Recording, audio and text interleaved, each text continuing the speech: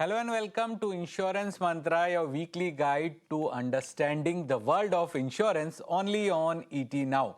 In today's episode, we focus on one of the biggest digital shift in insurance industry, move toward electronic insurance policy, that is EIA account, the e-insurance account. Joining me to discuss this is Vivek Bengani, CEO of CAMS Insurance Repository Services, a key player in the insurance ecosystem, helping policyholders managing all their policies securely in one place. Vivek, welcome to Insurance Mantra. It's a pleasure to have you with us today.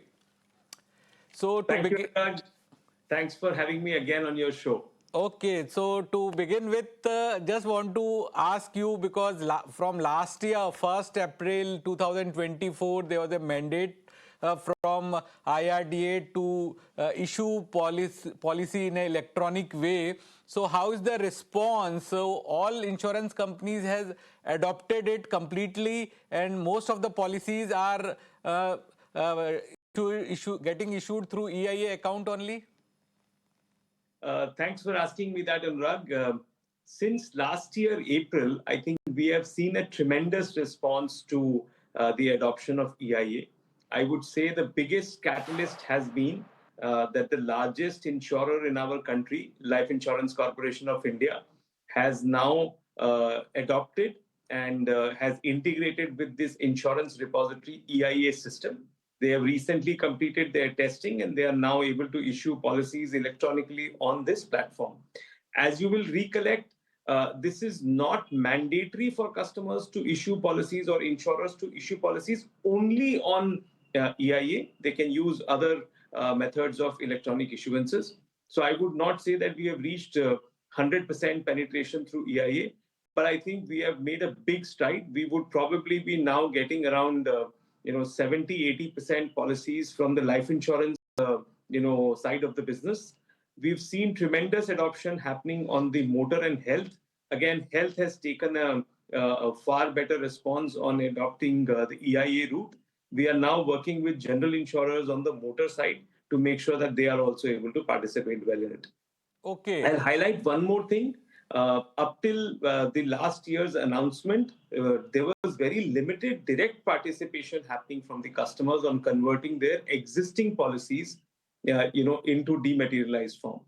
What we have seen over the last 1.5 years, there is a 10 times increase in customers choosing themselves to convert policies into dematerialized form on the e-IA account.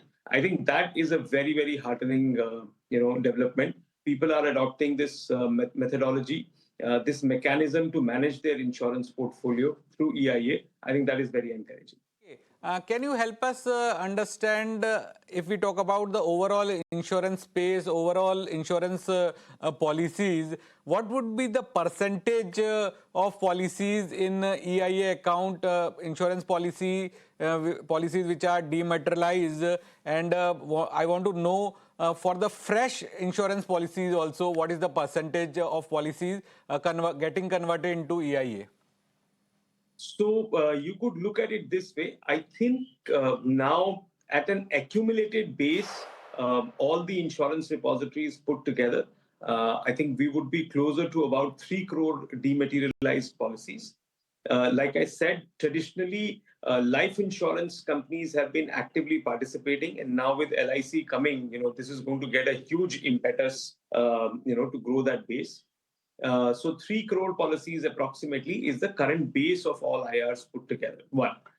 I think the other thing which is happening is from the new issuance in the life insurance space, I would not hesitate in saying that barring LIC, which has just started, we would be probably amongst all the IRs closer to 85-90% adoption. In health insurance industry, I think the number from zero has moved to probably around 20-25%. I think in motor policy, the penetration continues to take some time. I think there it would be still a slow number. I think single-digit number. I think that is where more work has to be done in there. I think one of the challenges that we have seen in the motor policy adoption is to do with the customer's accurate data and the KYC implementation, which is ongoingly happening there. I think that is one hurdle or a friction that we have to resolve. Once we are able to resolve that, I think this adoption will also go up. So that's where we stand right now.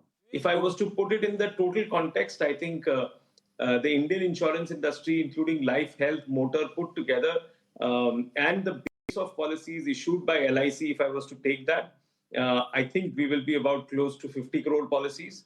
And so far, we have just scratched the surface by probably touching about 3 crore policies. So it's about 6% penetration as we stand right now. Okay, 6% penetration as we stand right now. But Vivek, don't you think that LIC is too late? Means despite IRDA mandate from 1st of April 2024, they are almost 2 years late to adopt this.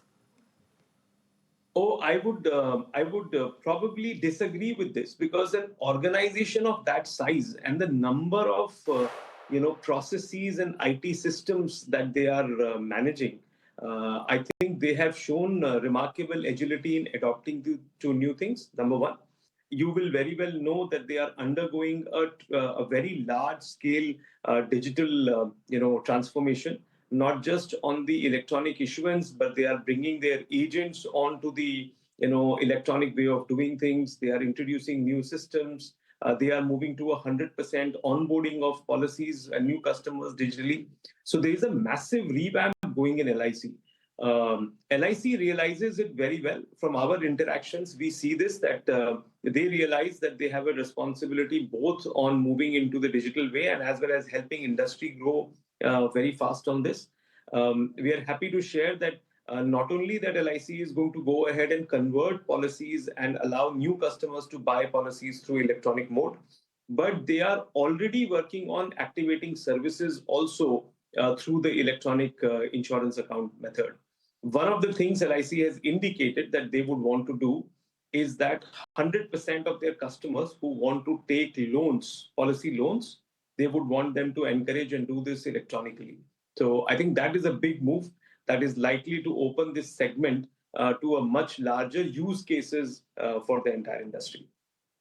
Vivek, I just want to understand from you, what are the other benefits of e-IA account apart from having your insurance policy at one place, having your insurance policy in a dematerialized form? A very important question, Anurag, because I think previously, before this IRDA mandate came for compulsory dematerialization, compulsory electronic issuance, I think there was a perception that it is just a storage facility where you can go and hold your policies in a dematerialized format through e-IA. In the last 2 years, there has been tremendous development, and we are now actually able to offer multiple services to the e-IA account holders. One, they are obviously able to do a common update of all their personal details, whether it happens to be address, mobile, email, then individual policy updates like bank account updates, nominee updates. All of this can be done on a single platform itself. What it is doing now is the second part, which is with this basic services getting digitized at a single account level, now renewal payments can be done on a single account. Whether you are having a policy of life, motor, health, anything, you can actually log into e-IA account and do this. CAMS actually has been, in that sense, a pioneer. We have built a platform called Bima Central, which is facilitating. But I'm sure this is going to happen across IRs very, very soon. The next thing which is now going to happen, and which is what is I believe is the holy grail in making sure that e-IAs become very beneficial for the customers and policy holders, is actually to initiate claim settlement on this entire platform. So claim submission, what we call as the first intimation of first loss, I think that is something which very soon will be available. Going ahead, if I talk about the health insurance account, e-IA would be linked to the NHCX also, National Health Claim Exchange also. There will be integration of NHCX, Bima Sugam, e-IA, everything will be interlinked. We are envisaging that kind of an ecosystem. Absolutely, Anurag. We believe that first thing is, see, it's very beautiful to see that all these facilities, whether it is Bima Sugam or NHCX, if you look at it, All of these are typically what we call them as B2B services. None of these services actually provide a face to interact with the final customer. That is where IR plays the biggest role, because insurance repositories, through their e-IA account, actually are the face to the customer from where they can access all this information. So we absolutely see this, that right now we have just started working with few insurance companies to make sure that at least on our platform, Bima Central, we are actually able to activate cashless claims through the hospital networks. But yes, the moment we are able to connect to NHCX, we are able to connect to Bima Sugam, the entire facilitation of information across the industry will become very smooth. e-IA account will become the point from where customers will be able to access all these services in one go.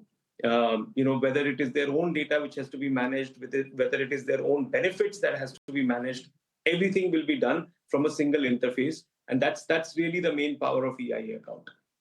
Vivek, my final question to you before I let you go, as we know that in going ahead, Insurance Act amendment would be reality and value-added services will also be allowed in insurance. So how value-added services will be beneficial for insurance repository like you? Oh, brilliant, question, big insight. I actually wanted to talk about it because if you look at the entire insurance ecosystem, individual insurers, if they have to go and provide value-added services, I think the unit cost may not really make it very, very viable and economical for them. Players like us who are building these unified platforms, and IR naturally on that, will be the first choice to make value added services available.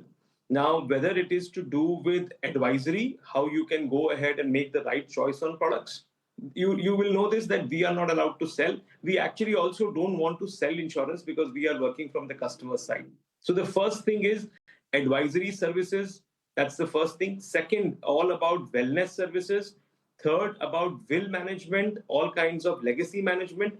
There are tons and tons of value added services which can be offered on this single platform in there. In fact, big change which we are expecting, that there will be composite licenses. I think an integrated platform like Bima Central and other IRs that they are building, I think it's going to give the entire industry a huge, tremendous benefit, because they can overnight start offering products with multiple benefits without really worrying about how to service the customers. Okay. So we really see that value-added services and the composite licenses both are Well, really, really going to be a big impetus for us to grow.